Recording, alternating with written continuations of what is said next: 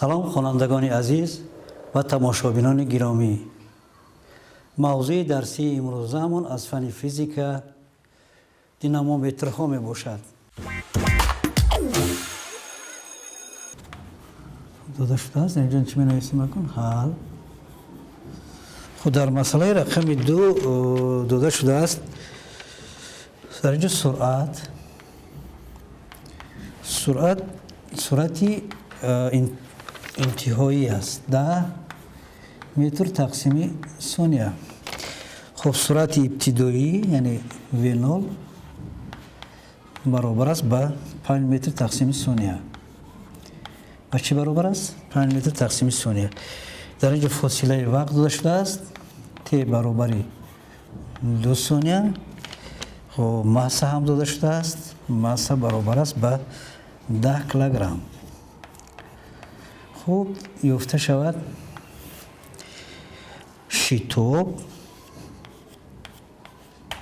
باز در اینجا قوه هم یافته شود. کدام قوه است؟ خودی قوه باشد F نامعلوم. خب مرامت این مسئله رو کی حل میکند؟ شما حل میکنید. مرامت کنید.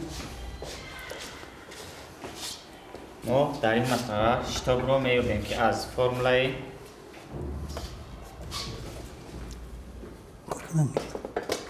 برابر V مینوس V0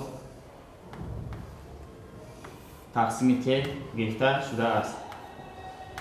این برابر می شود V ما برابر 10 متر تقسیم ثانیه مینوس V0 ما برابر است با 5 متر تقسیم ثانیه و آنها رو با 2 ثانیه تقسیم میکنیم. این برابر می شود 10 مینوس 5 متر تقسیم ثانیه رو حاصل میکند تقسیم 2 ثانیه میکنیم که این برابر می شود با 12.5 متر تقسیم ثانیه کوادرات.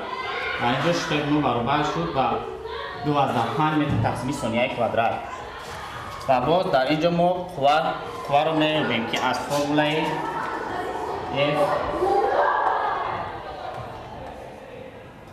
F برابر M ضرب A گرفته شده است. برابر می شود M ما برابر است با 10 کیلوگرم. 10 کیلوگرم ضرب I مش تو با 12.5 متر تقسیم ثانیه کوادرات برابر می باشد. اینها رو با هم دیگر ضرب میکنیم که آن برابر می شود با 25 نیوتن. در اینجا کیلوگرم ضرب متر تقسیم ثانیه کوادرات نیوتن رو حاصل میکنند.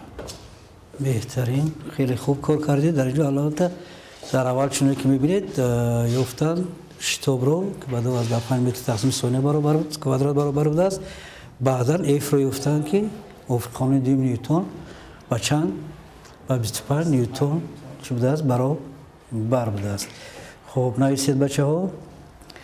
خب خوانندگان عزیز و تماشابینان گرامی، شما هم میتوانید همین گونه مسئله ها ترتیب داده بیشتر کار کنید. هر قدر که ما مسئله زیادتر کار کنیم همون قدر دانش تفکرانی متماتیکی ما هم وسیع‌تر شدن میگیرد. دینامومتر چنانه که ما در حیات هر روزه خود میبینیم شکل‌های گوناگون دارد. این اسباب البته بار نخستین چنانه که شما میدونید عالم بزرگ انگلیس ایساک نیوتن بعد آنی که مفهوم قوه را به علم داخل کرد و شرح داد که قوه چیست و توسط کدام اسباب چین کرده میشه. چون که در اینجا ما دیده میتوانیم در بازارها در مغازه ها در شکل پروژینی استفاده برده می شود که از شکل های عبارت می باشد توسط آن وزن های آن بارهای به فروش برآورده شده را معین می کند.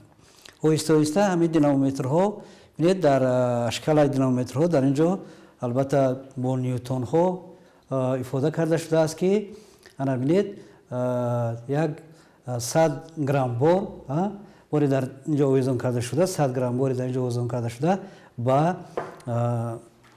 یک نیوتن برابر می شود.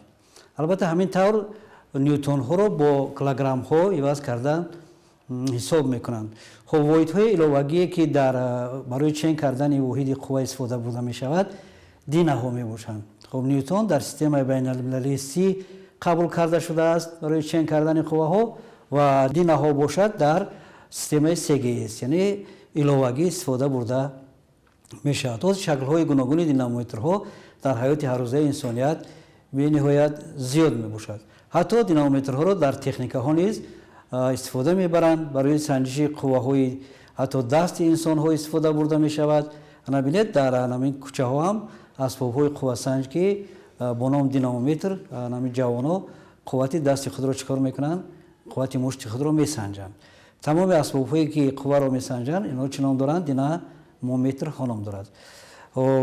برای باز هم پرمضمون‌تر کردن درسمان شاگردان ما می توانند که با شما توسط در نقشه پلاکت ها البته در اینجا درباره دینامومترها معلومات ها مشخص هستند می توانند مرامت کدام از شما می توانید مرامت کنید کمی شرطی خوب مرامت در رسم اوله ما دینامومتر رو می بینیم که در حالت مقرری قرار دارد و نشانداد دینامومتر به 0 برابر است. در رسم دوم باشد در دینامومتر هنگامی که ما جسم مسه بارش 100 گرم می باشد ما در دینامومتر می آویزیم و می بینیم که نشانداد دینامومتر با 1 نیوتن برابر می شود. از اینجا برمی آید که یعنی 100 گرم ما برابر است با 1 نیوتن. اما باز می توانیم که 1 نیوتن را برابر کنیم با 1 ضربی 10 در درجه 5 دینه. بله. و باز ما دینامومترها را برای چین کردن هر گونه قوه های استفاده میبریم و مثل قوه های وزنی، قوه سایش، قوه چندیری. و در قوه وزنی چنانه که ما در این رسم میبینیم هنگامی که با کلان کنک با اسباب مخصوصی کلان نمودنی نزدیک نمودنی دینامومتر اسباب دینامومتر میبینیم که نشانداد آن 1/10 نیوتن را نشان داده ایستاده است. و از همین جا برمیآید که یعنی جسمی که ما در دینامومتر آویزانده ایم 1/10 نیوتن قوه دارد و چطوری که ما گفتیم یعنی 100 گرم که با 1 نیوتن برابر باشد در اینجا 1/10 نیوتن با 130 گرم برابر می شود.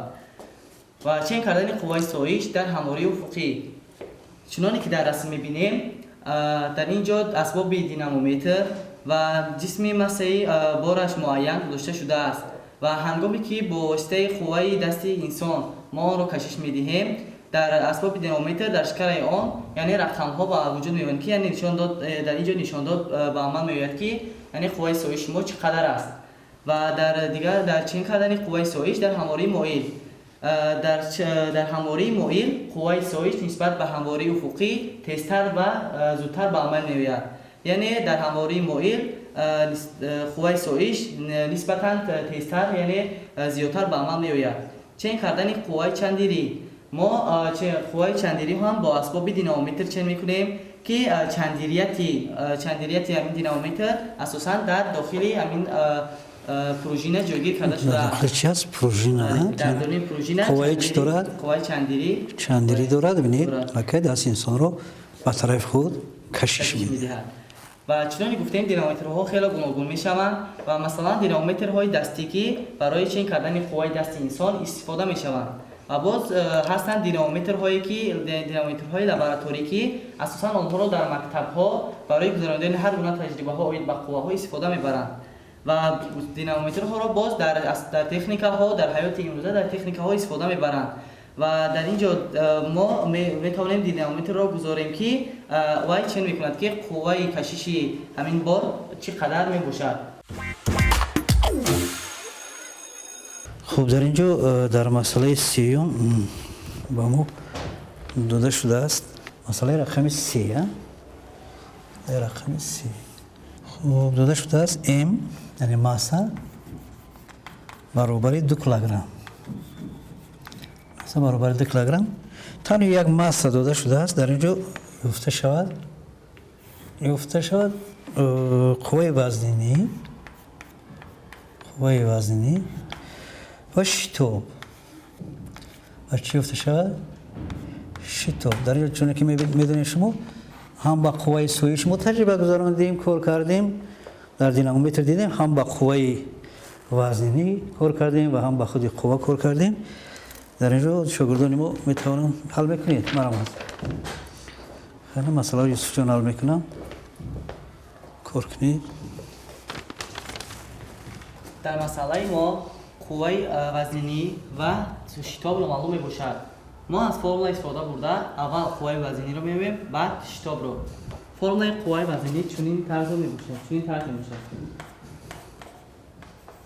قوه وزنی برابر میشود با m ضرب g یعنی حاصل ضرب ماسه و شتاب یخچی آزاد چنانکه که ما میدونیم شتاب یخچی آزاد دائمی میباشد که آن برابر میشود g برابر است بر 9.8 متر تقسیم ثانیه در کوادرات و باز ما میتونیم که شتاب یخچی آزاد را تقریبا g برابر است بر 10 متر تقسیم ثانیه در کوادرات گیریم و در اینجا ماسه ما چون که میدونیم 2 کیلوگرم میباشد ما ماسه را مینویسیم قیمت را 2 کیلوگرم ضرب میشود و ما در اینجا شتاب یخچی آزاد را تقریبا با 10 متر تقسیم ثانیه در کوادرات قبول میکنیم و در نتیجه 2 را ضرب 10 میکنیم که در نتیجه 20 نیوتن حاصل میشود یعنی در اینجا کیلوگرم ضرب متر تقسیم ثانیه در کوادرات 20 نیوتن را داده میتواند و اکنون ما چنانکه که می‌دیدیم قوه وزنی رو ما از روی فرمول استفاده بوده پیدا کردیم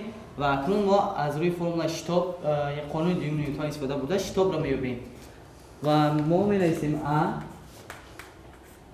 برابر است به نسبت قوه بر ماسه در اینجا قوه ما قوه وزنی میباشد که ما اکنون ما رو پیدا کردیم با 20 نیوتن برابر است و ماسه ما با 2 کیلوگرم برابر است ما در اینجا می نویسیم 20 یا بریگه 20 کیلوگرم برای شدنی یعنی فرمول برای واحدها متر تقسیم ثانیه در کوادرات نسبتشون بر 2 کیلوگرم